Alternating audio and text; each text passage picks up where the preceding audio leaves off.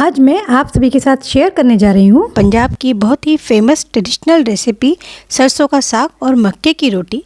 इन दोनों चीज़ों को घर में आसान तरीके से कैसे बनाएं, ये मैं आपको आज पूरे टिप्स एंड ट्रिक्स के साथ में बताऊंगी, जिससे कि आपके लिए इसे बनाना बहुत आसान होने वाला है।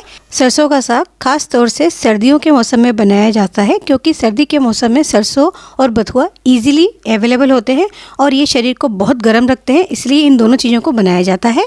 और खाने में तो ये बहुत ही ज़्यादा स्वादिष्ट होने के साथ साथ पौष्टिक भी होती है। हेलो एवरीवन, आप सभी का आपके अपने चैनल रसोई के नुस्खे में बहुत बहुत स्वागत है।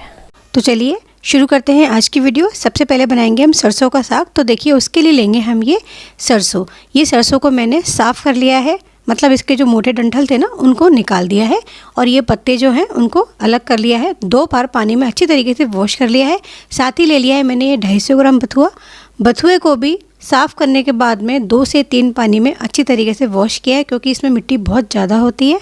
साथ ही लेंगे इसमें हम 250 ग्राम पालक को भी साफ़ करने के बाद में देखिए धोकर तैयार कर लिया है। ये तीनों चीज़ों की इसमें मात्रा का ध्यान रखें। जैसे हमने सरसों का साग आधा किलो लिया है, तो दोनों चीज़ें हमने 150 ग्राम ली हैं और इन तीनों ही चीज़ों को देखिए मैंने अच्छी तरीके से काट लिया है। जितना आप बारीक इन्हें काट सकते हैं उतना इन्हें काट लीजिए। अगर आपके पास चॉपर है तो इन्हें आप चॉपर में भी काट सकते हैं। मैंने इन्हें हाथ से काटा है। ये सब्जी को ट्रेडिशनल तरीके से कैसे बनाना है मैं आपको वो बताऊंगी। तो देखिए मैंने साथ ही ले लिए हैं ये प्याज, लहसुन, हरी मिर्ची और अदरक को काट कर।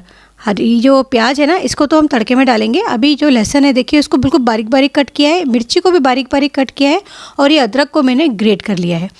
प्याज के अलावा बाकी तीनों चीज़ों को हम इन सारी सब्जियों के साथ में बॉईल करते समय पर डालेंगे। तो देखिए एक प्रेशर कुकर ले लिया है, फ्लेम को रखा है यहाँ पर मीडियम से हाई और इसमें डालेंगे हम ये 1 कप पानी।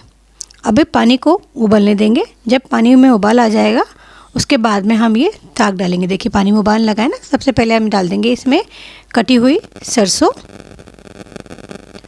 थोड़ा सा इन्हें हम दबाते हुए रखेंगे। उसके बाद में चॉप किया हुआ पालक और फिर ये चॉप किया हुआ बथुआ। ये तीनों ही सब्जियों की तासीर बहुत गर्म होती है और ये बहुत फ़ायदेमंद होती है। देखिए ऊपर से हमने ये बचा हुआ जो सरसों का साग है ना इसको भी और फैला दिया है। अब इसमें डालेंगे जो हमने काट के रखी हुई है ना, उसमें से आधी हरी मिर्ची, आधी ग्रेट की हुई अदरक और आधी डाल देंगे लहसुन। ये मैंने लहसुन की पूरी पोथी जो होती है ना बड़ी वाली उसको छील के इसमें लिया है, क्योंकि इसमें करीबन 20 से 25 कलियां डल जाती हैं।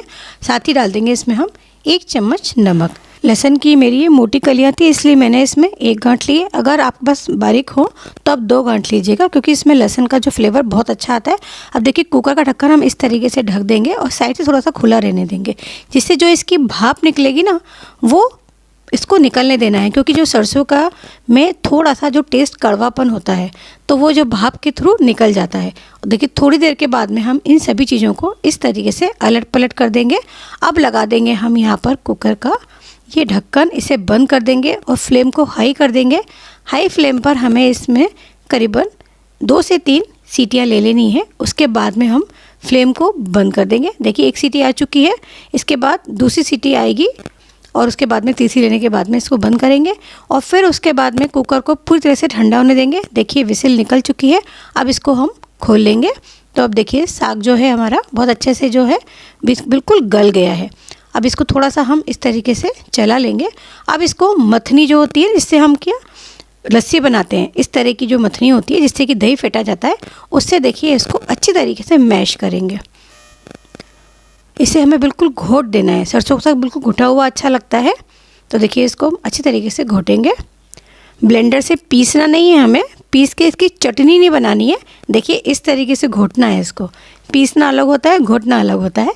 अब इसमें डाल देंगे हम 2 से 3 चम्मच मक्के का आटा। मक्के का आटे का इसके अंदर में देखिए इस तरीके से आलन डलता है, जिससे कि सब्जी में थोड़ी सी थिकनेस आती है और सब्जी से पानी बिल्कुल अलग नहीं होता है। इसे देखिए अब यहाँ पर हम मिक्स करते समय पर फ्लेम को ऑन कर देंगे और इसे चलाते जाएंगे और यहाँ पर इसे कुक करेंगे। फ्लेम को रखेंगे लो टू मीडियम, हाई फ्लेम नहीं रखेंगे। गैस को मैंने पहले नहीं चलाया था, जब मक्के का आटा जब डालने के बाद मिक्स कर रही थी जब इसको ऑन किया था।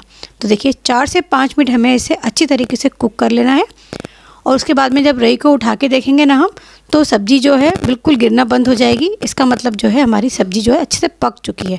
तो सरसों के साग को तो हम दूसरी फ्लेम पर ही स्लो पे और कुक होने देंगे और इसका तड़का तैयार कर लेंगे दूसरी फ्लेम पर। तो देखिए मैंने यहाँ पर 2 से 3 बड़े चम्मच देसी घी ले लिया है। फ्लेम को रखेंगे लो टू मीडियम। घी को गर्म होने के बाद में इसमें डाल देंगे हम 4 से 5 सूखी हुई लाल मिर्चें और साथ ही डाल देंगे यहाँ पर हम 2 बारीक कटी हुई हरी मिर्चें। अब इन दोनों को कच्चापन निकलने तक भून लेंगे। इसमें कोई और मसाले नहीं पड़ते हैं, ना तो कोई जीरा पड़ता है इसमें, ना कोई हल्दी, ना कोई लाल मिर्च। बस इसमें ये जो हमारे नेचुरल मसाले हैं ना, बस यही पड़ेंगे। अब इसमें डाल देंगे 2 इंच अदरक का ग्रेट किया हुआ टुकड़ा। साथ ही डाल देंगे बची हुई बारीक कटी हुई लहसुन। अदरक मैंने पहले आधी डाली थी, तो करीबन 4 इंच अदरक का टुकड़ा लिया था मैंने, उसको ग्रेट किया था। और 5 से 6 ली थी हरी मिर्चें, तो आधी अब डाल दी, आधी पहले डाल दी थी। अब दोनों चीज़ें भुन चुकी हैं, तो अब डाल देंगे इसमें 1 बड़े साइज़ का चॉप किया हुआ प्याज। प्याज को भी अच्छी तरीके से 3 से 4 मिनट भून लेंगे।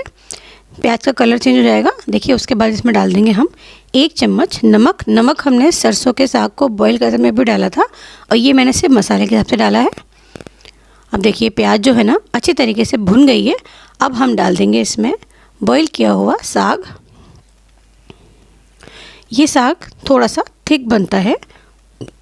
अगर आपको ये ज़्यादा लिक्विड चाहिए तो इसमें आप पानी और भी डाल सकते हैं, लेकिन गर्म पानी ही डालें, इस बात का ध्यान रखें।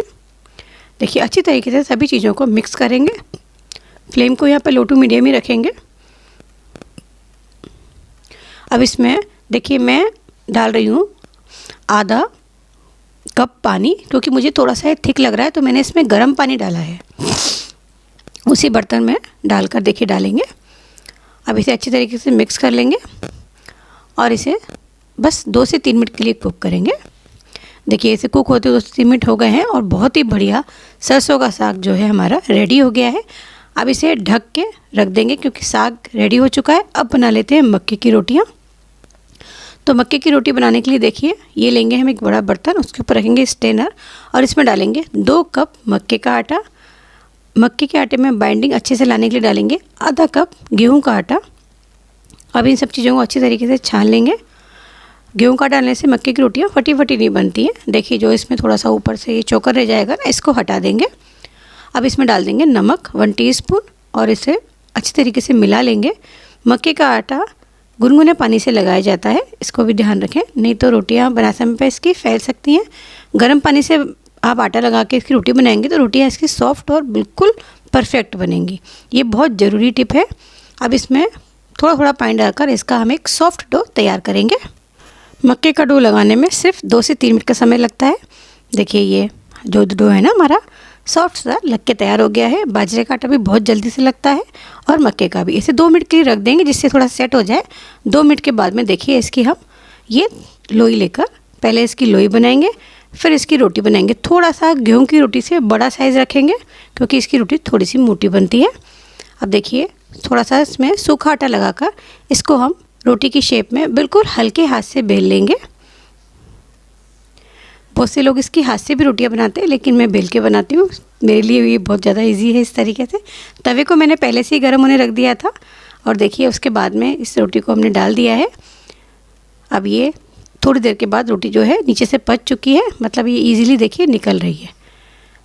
अब इसको हम धीरे से पलट देंगे। अब नीचे से भी इसे अच्छी तरीके से हम पचा लेंगे रोटी को। देखिए ये रोटी पच चुकी है। अब इसे गैस पर मीडियम से हाई फ्लेम कर इसे हम अलटते पलटते हुए अच्छी तरीके से सेक लेंगे। देखिए इसे घुमाते हुए सेकेंगे। हमें इसकी करारी रोटी सेकनी है बिल्कुल। हमारे यहाँ रोटी इसकी करारी करारी खाई जाती हैं। लीजिए बहुत ही बढ़िया मक्के की रोटी जो है सिक गई है। अब हमने तवे पे दूसरी रोटी को डाल दिया था। इसी तरीके से हम दूसरी रोटी तैयार करेंगे। अब इसके ऊपर लगा देंगे हम घी। आप चाहें तो इस पर सफ़ेद मक्खन भी लगा सकते हैं क्योंकि ये मक्खन से रोटियां बहुत अच्छी लगती है। अब सरसों के साग को सर्व कर लेंगे। आप देखिए इसकी आपको थिकनेस से पता लग रहा होगा कि सब्ज़ी हमारी कितनी परफेक्ट बनी है और इसमें से बहुत ही अच्छी खुशबू आ रही है। रुका नहीं जा रहा है इसको देखते हुए। देखिए हमारा ये सरसों का साग जो है इसके ऊपर डाल देंगे हम बटर। चलिए अब इन दोनों चीज़ों को सर्व कर लेते हैं। तो पहले रखेंगे हम सरसों का साग और इसके साथ में सर्व करेंगे गुड़। गुड़ के बिना ये खाना अधूरा है। अब इन रोटियों को सर्व करेंगे। तो लीजिए, हमारी बहुत ही फेमस ट्रेडिशनल रेसिपी सरसों का साग और मक्के की रोटी तैयार है। साथ ही मैंने इसके बटर को भी सर्व किया है, क्योंकि वहाँ पर बटर बहुत ज़्यादा क्वांटिटी में खाया जाता है और बटर के बिना इसमें मज़ा भी नहीं आता है। तो आप इस रोटियों के ऊपर भी बटर को सर्व कर सकते हैं। तो अब आप जल्दी से इन दोनों चीज़ों को बनाइए, खाइए और सभी को खिलाइए। आप सभी को मेरी आज की ट्रेडिशनल रेसिपी सरसों का साग और मक्के की रोटी की रेसिपी कैसी लगी, कमेंट करके मुझे ज़रूर से बताएं। वीडियोस को ज़्यादा से ज़्यादा शेयर करें और मेरे चैनल रसोई के नुस्खे को जरूर सब्सक्राइब करें। और हमारी हर नई आने वाली वीडियो को देखने के लिए बेल आइकन को ज़रूर प्रेस करें। Have a nice day. Thank you.